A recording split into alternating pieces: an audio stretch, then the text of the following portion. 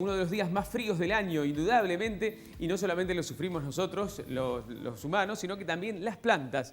Y hay mucha gente que, uy, ¿cómo está? ¿Qué le pasó a esa plantita? Está Gustavo Barbera con nosotros. ¿Cómo va, está Gustavo? Cristian? ¿Esto es bien? lo que pasa con una planta cuando no se la cuida? Eso pasa cuando una planta le agarra el frío. Ah, mirá. Son dos durantas, una es una duranta áurea y otra es una duranta variegada, también áurea, pero es otra especie. Y fíjate lo que fue el efecto del frío de anoche, de la helada, y una protegida. Es una de las primeras heladas, no ha habido muchas este año. No, fue la primera, pero muy marcada. ¿Viste? ¿Esta fue la venía? primera de la noche, la primera Sí. fuerte? O sea, la primera fuerte que se sintió, por lo menos como para que las plantas ornamentales de jardín podamos ver este efecto inmediato.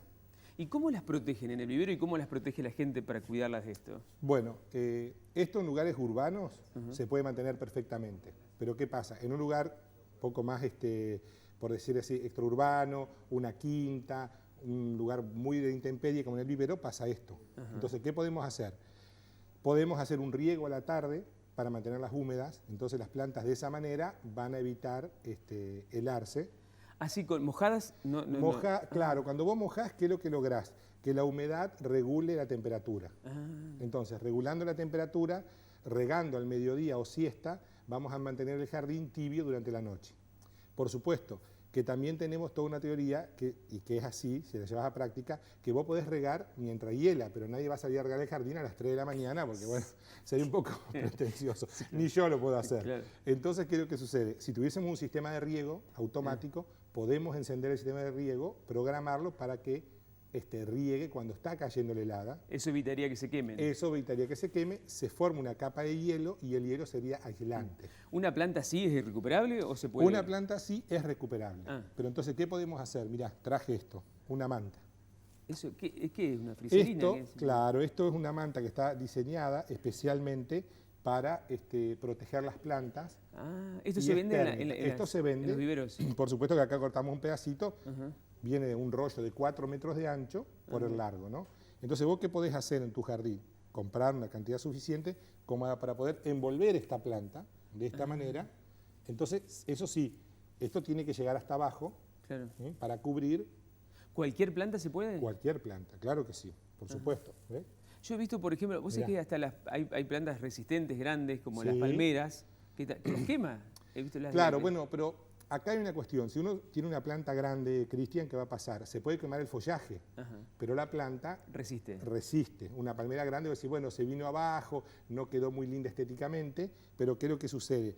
Podemos volver a recuperar. Pero una palmera chiquita, una planta de esta, el frío la puede llegar a matar. ¿Eso se lo saco después al otro día? No, porque esto pasa la luz solar y genera intercambio gaseoso. O sea que tampoco hace un efecto invernadero que la planta al otro día tenga mucho más calor. Porque si nosotros cubrimos así con nylon, ¿qué va a pasar? Sí, la gente, si yo le pongo un nylon, pero hago un efecto invernadero, a las 2 de la tarde acá va a hacer mucho calor y va a estimular a que la planta quiera brotar. Y a la noche vuelta el frío. Una bolsita como para zafar una noche. Una noche, pero no es lo indicado porque ya tendría que ser una protección muy grande para que haya una aislación térmica entre la planta y el nylon. ¿Esto es nuevo? Yo no lo... ¿Usted conoció? No, esto, bueno, sí, está saliendo al mercado, no es muy reciente, sobre todo esto se usaba para los viveros. Y ahora se lo ha tratado de comercializar para que la gente pueda proteger su jardín. Entonces, hacemos una buena protección, no es necesario darle tantas vueltas, pero si tenemos una buena cantidad, fíjate que podemos llegar a salvar esta planta. Esta planta anoche fue tapada con una manta en el vivero, como una sábana que tenemos, con unos pesos laterales, y fíjate, tapado con el pao o la manta antihelada y sin tapar. Mirá lo que es la diferencia. Claro, totalmente. Ahora, estas hojitas, fíjate, estaban cerca de las otras, entonces, bueno, capaz que las mismas plantas vecinas las protegieron. ¿Qué tenemos que hacer si nos encontramos con una planta así? No podar inmediatamente, porque si yo podo y acá, este follaje, la helada va a seguir quemando y se va a seguir retrayendo la planta. Entonces, dejamos así, tapamos con una manta antihelada y en primavera, cuando vemos que empieza a generar nuevas yemas, ahí sí quitamos lo seco. Bien. ¿Esa mantita se la dejás todo el invierno? Sí, o por lo menos con los periodos de helada. Como hoy en día nosotros podemos ver bien el clima, cuándo va a venir un frío, si va a llover o no, tenemos mucho más tecnología a nuestro alcance.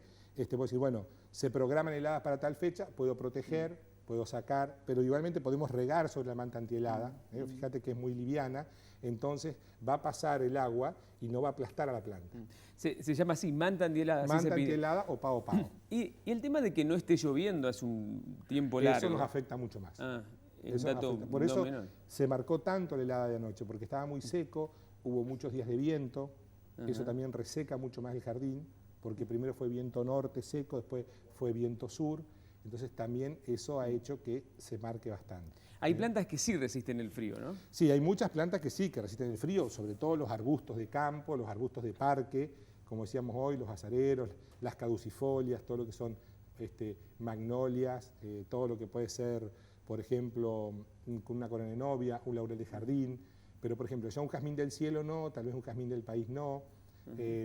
Las hortensias van a resistir el frío porque son caducifolias, van a perder el follaje, vamos a aprovechar a podar para que broten nuevamente lindas en primavera, ¿no? Un rosal perfectamente te soporta el frío, es más, le gusta el frío. El rosal le sirve. ¿Y claro estamos en época de poda o no? Claro, ahora que se marcó la temporada, sí, vamos a poder empezar a podar nuestros rosales. Hasta la semana pasada todos estaban con pimpollo y con flores, entonces no era propicio a la poda. La naturaleza está medio confundida, las plantas, con estos cambios climáticos raros, ¿no? Hace 15 días atrás ya había ciruelos florecidos, damascos con flores, medio como que, bueno, se perdió esa floración.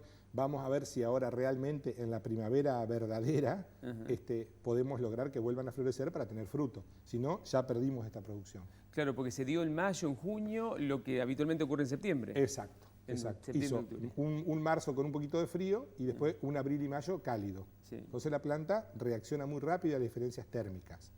Por eso es lo que yo te decía hoy, si cubrimos con un nylon, esto va a ser un efecto invernadero porque va a estar muy cerquita y va a querer estimular a que la planta durante el día diga, bueno, hoy hace calor, voy a empezar a brotar y a la noche vuelta el frío. Se vienen días, dicen que de temperaturas muy bajas, bajo cero, rondando los 0 grados, y entonces es bueno tener en cuenta este detalle.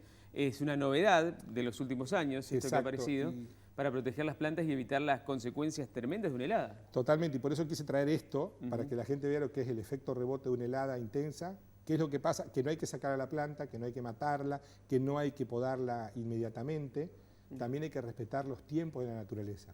Viste que la gente por ahí uno se apresura, que quiere que el jardín siempre esté lindo.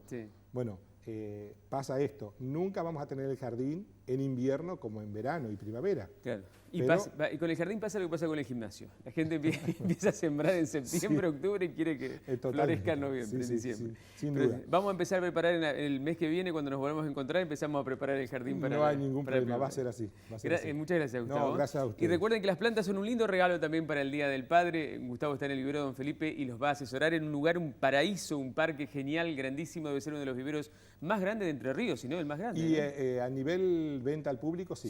Claro, después están los mayoristas, pero... Claro, después hay gente que produce a otra escala, pero con otros volúmenes, pero la costa allá del Uruguay.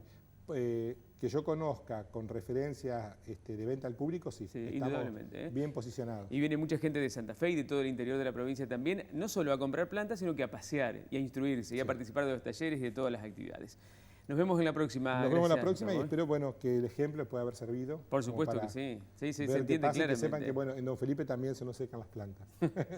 Después pasa hasta las mejores familias. Exacto, totalmente. Ahora, por favor, que tiene que irse con todo esto, Gustavo, un radiotaxi. Responsabilidad. Seguridad. Calidad de servicio. Trayectoria. Cooperativa Radio Taxi 424-5555.